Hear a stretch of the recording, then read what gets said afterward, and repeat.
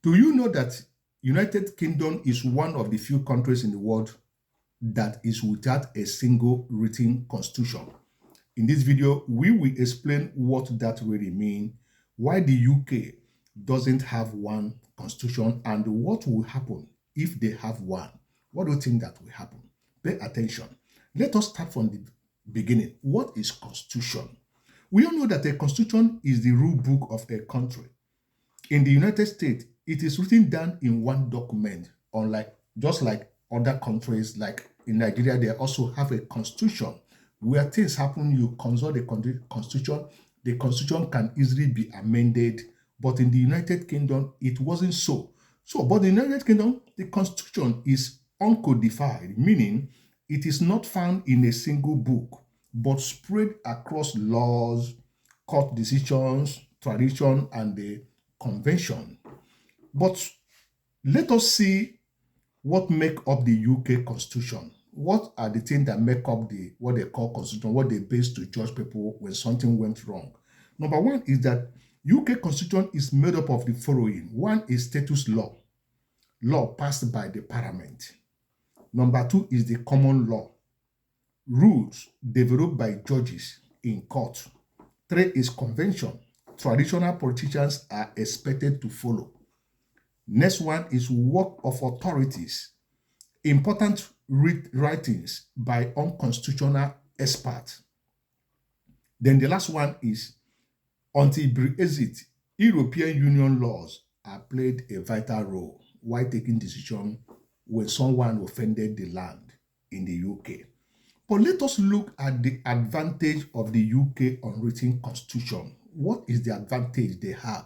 What makes them to still keep this until now? They have not changed it. Why the countries they colonize, majority of them have a written constitution, which they themselves drafted for them. Why didn't they draft their own to have a specific rule book that something happened? They will all go to that place to consult the constitution of the United Kingdom. But why is it that their own is unwritten in a single book? Let us look. The system in UK has its strength for this unwritten constitution. One is that it is flexible, adapting quickly to new situation. When something happens, they can easily adopt and they do whatever they wanted to do. Two, that is that it ensures Parliament is sovereign. Now, the Parliament is sovereign. Parliament makes the final decision in everything. The next one is it is practical, built on centuries of tradition. So for those of you who are living in the United Kingdom, indefinite rule, what Kemi was saying, many of you were arguing it, talking, it have not been implemented. Yes, it have not been implemented, but the parties are bringing in their manifestos, what they will do for people if elected in the office. Remember that this is what they will use to gather their vote. This is exactly what Donald Trump used to gather votes that voted him in. And immediately he came into power, he began to implement those policies, those promises he made to voters. And this is what they are bringing, knowing that the era that we are now, immigration is the issue in the Western land. The flow of people coming into Western world is getting too much that they are beginning to get tired of it. And when you see this kind of a thing, knowing that election is fast approaching in many countries and they begin to bring it up, it is for those of you who have the strength and the power to also vote for you to rise up, because if you did not go out there to vote, they will vote you out. And once in the UK they bring any debate in the parliament and they debated it, it goes into vote. Majority carry the vote. Once they voted in favor of that bill that comes in the parliament, it becomes law, because their constitution or whatever the power lies on the parliament, because they are not operating presidential system of government. They are operating the parliamentary system of government. So do not just relax and say they cannot do anything. He is just talking blah, blah, blah, blah, blah. No, he is not talking blah, blah, blah. What he's saying is making sense. To the people, it's making sense. But to you as a stranger who doesn't understand the policies and what is happening, you feel that it doesn't make sense, but it makes sense to them. Let us also look at the disadvantage of this unwritten constitution in the United Kingdom. It also has its weakness. One is that it can be unclear because rules are scattered here, here, and here. Judges do not have absolute right to do something to checkmate politicians when things go wrong. Another one, that it gives too much power to parliament with few shakes. Nobody can shake them. The power lies there. But the prime minister is a member of the parliament. Whatever decision you wanted to take, you have to come to the parliament and debate it. They have to convince them that this have to be like this. They go into vote. They vote it. Once it's okay. The prime minister does not have an absolute power on his own to take decision on something. But he have majority in the house. He can carry the day. Then citizens' rights are less secured since parliament can change them easily. So you see one of the disadvantage of it, and the convention are not legally binding. Politicians can break them without punishment. Politicians can do anything they like without anybody checkmate them because they have what they call this authority, this what they don't, I forget what they call it in government. They have this immune, or I don't know, I couldn't remember what they call it. Immunity hold, then you cannot do them anything. They also, then let us look at what if the UK had a written constitution. What will happen if they finally say, okay, let us have a written constitution, drafted the constitution with the Union Jack watermark on it? What will happen? Clearer rules for everyone, stronger protection of rights. Court could strike down unconstitutional law, but it could be harder to change in emergencies.